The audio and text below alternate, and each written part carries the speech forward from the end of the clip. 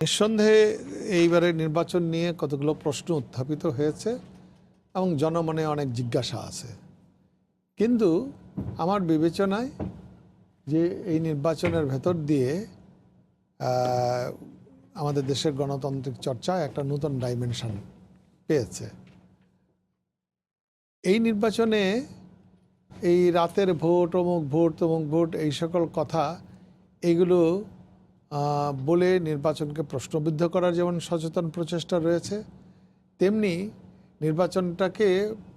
নির্বাচনে যাতে কোনো প্রশ্নবিদ্ধ না হয় তার জন্য যে ব্যবস্থাগুলো গ্রহণ করা উচিত ছিল পূর্বাহ্নেই, যেটা সিইসি এখন বললেন, তো তখন তাই ইনি কুম্ভকর্ণের মতো ঘুমালেন কেন? সেটা তো তারা আগেই করতে পারতেন। এবং তিনিই তার বক্তৃতায় বলেছেন যে নির্বাচন শান্তিপূর্ণ, অংশগ্রহণমূলক এবং অবাধ নিরপেক্ষ হয়েছে। আর এখন যদি অন্য কোনো ইঙ্গিত দেন এই দায়িত্ব কোনো রাজনৈতিক দল নেবে না, আমরা নেব কেন? আমাদের পক্ষে আপনারা সুনির্দিষ্টভাবে দেশবাসী রায় দিয়েছে এবং এই নির্বাচনটি আরও ভালো হতে পারত কি পারত না তার জবাব দেবে নির্বাচন কমিশন। এখন নির্বাচন কমিশন নিজেই যদি আবার নতুন করে এই ধরনের প্রশ্ন উত্থাপন করে, তাই আমি মনে করি এগুলো হচ্ছে এক ধরনের স্ববিরোধিতা অথবা তাদের অদক্ষতা। সিইসি তো বলছেন যে রাজনৈতিক দলগুলোর কারণেই মানে নির্বাচন কমিশনের মানে সুষ্ঠু নির্বাচন করা সম্ভব হবে না। তিনি আজও যেটি বলছেন যে নির্বাচন কমিশনের পক্ষে একদম মানে প্রশ্নমুক্ত নির্বাচন সম্ভব না যদি না রাজনৈতিক দলগুলো সহযোগিতা করে। তিনি তো দায়িত্ব রাজনৈতিক দলগুলোকেই দিচ্ছেন। দেখুন, রাজনৈতিক দলের তো নিশ্চয়ই একটা অবাধ নিরপেক্ষ সুষ্ঠু নির্বাচনের জন্য তাদের দায়বদ্ধতা নাই, এই কথা আমি বলি না, কিন্তু নির্বাচনটা পরিচালনা করে কে? নির্বাচন পরিচালনা করে নির্বাচন কমিশন। যদি কোনো রাজনৈতিক দল নির্বাচনী আইন বা বিধি বা যেই আপনার নির্বাচন সংক্রান্ত যেই সকল নিয়মকানুন আছে তার কোনো লঙ্ঘন হয়ে থাকে বা হয়, সেইটার বিরুদ্ধে যে কোনো ব্যবস্থা নেওয়ার এখতিয়ার হচ্ছে নির্বাচন কমিশনের। নির্বাচন কমিশন তারা সেই কোনো রকম মানে ব্যবস্থা গ্রহণ না করে তারা যদি পক্ষান্তরে নির্বাচনের সুষ্ঠু অবাধ হয়েছে এইটা বলার পরে এখন এই কথাটা আমরা কি বুঝবো? আমি তো মনে করি যে তাহলে তো উনিই পানি ঘোলা করছেন। এইটা আমাদের গণতন্ত্রের জন্য কোনো সুস্থ লক্ষণ না। এবং নির্বাচন কমিশন, আমি খুব দৃঢ়ভাবে বলবো যে নির্বাচন কমিশন যদি মনে করে যে তাদের পক্ষে দায়িত্ব পালন করা সম্ভব হচ্ছে না, তাহলে পরে দায়িত্ব থেকে অব্যাহতি নিক। রাজনৈতিক দলকে দায়িত্ব মানে আপনি দায় চাপাবেন, ব্যবস্থা নেন না কেন? ভারতে নির্বাচন কমিশনার দেখি নেই। হ্যাঁ, বিদ্যমান ব্যবস্থার মধ্যেও নির্বাচন কমিশন যদি দৃঢ়, সুষ্ঠু, নিরপেক্ষ থাকে তাহলে কোনো রাজনৈতিক দলেই এই কিছু করতে পারে না।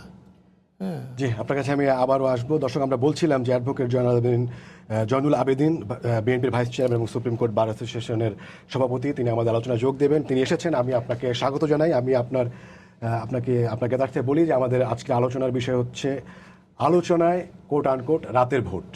তো সেই বিষয়েই আমরা নুহুল আলম লেনিন ভাইয়ের বক্তব্য শুনছিলাম। আমি আপনার কাছে আসতে চাই, সেটি হচ্ছে আপনারা ইভিএমের বিরোধিতা করছিলেন এবং সম্ভবত এখনও কি আপনারা সেই বিরোধিতা করবেন কিনা, যখন সিইসি বলছেন যে রাতের ভোট বা এই ধরনের কারচুপি ঠেকানোর জন্যই তারা ইভিএমের দিকে ঝুঁকছেন?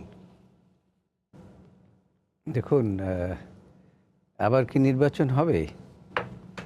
এই যে উপজেলা নির্বাচন আছে, উপজেলা নির্বাচনে তো আমরা পার্টিসিপেট করি নাই।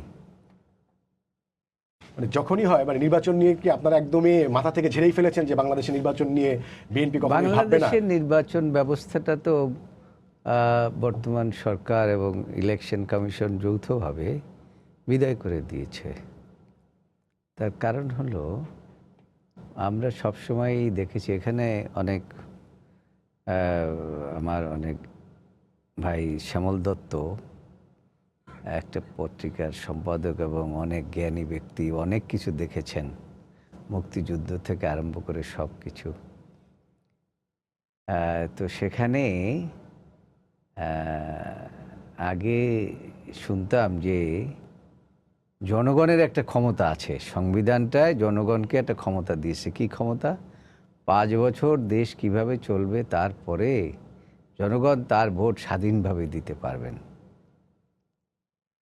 এই জন্য ডক্টর কামাল হোসেন বলছিলেন যে আপনারা সকালবেলা ফজরের নামাজ পড়ে তারপরে সকলে ভোট কেন্দ্রে যাবেন, দলে দলে ভোট দেবেন। কিন্তু কামাল হোসেন সাহেব জানে না যে এইটা ওই পর্যন্ত এই সরকার বা ইলেকশন কমিশন বা এই যারা ক্ষমতায় আছে তারা অপেক্ষা করবে না, সব মেশিনারি তাদের হাতে। সুতরাং তারা এই রাতের বেলায় এই কাজটা সেরে ফেলবেন। এখন আপনি ইভিএম বলেন আর যেটাই বলেন না কেন, কথাটা হচ্ছে নির্বাচন ব্যবস্থাটার এই যে ক্ষতিটা করা হলো, এই যে নির্বাচন ব্যবস্থার ক্ষতিটা করা হলো, এটা আমি মনে করি যে এটার পিছনে কি উদ্দেশ্য আছে এটা আমি এখনো খুঁজে পাই না। তার কারণ দেখুন, এনারা ক্ষমতায় এসে কি করলেন, 2008 সনে নির্বাচনে তারা তত্ত্বাবধায়ক বলেন বা মিলিটারি শাসিত বলেন, তারা নির্বাচন করে জয়লাভ করলেন। তারপরে এইটাকে একটা কায়দা কানুন করে খায়রুল হক সাহেবকে প্রধান বিচারপতির মাধ্যমে একটি জাজমেন্ট নিয়ে তারপর সেটাও অপেক্ষা করেন নাই, তার আগেই সংবিধান সংশোধন করে ব্যবস্থাটা বাতিল করে দিলেন।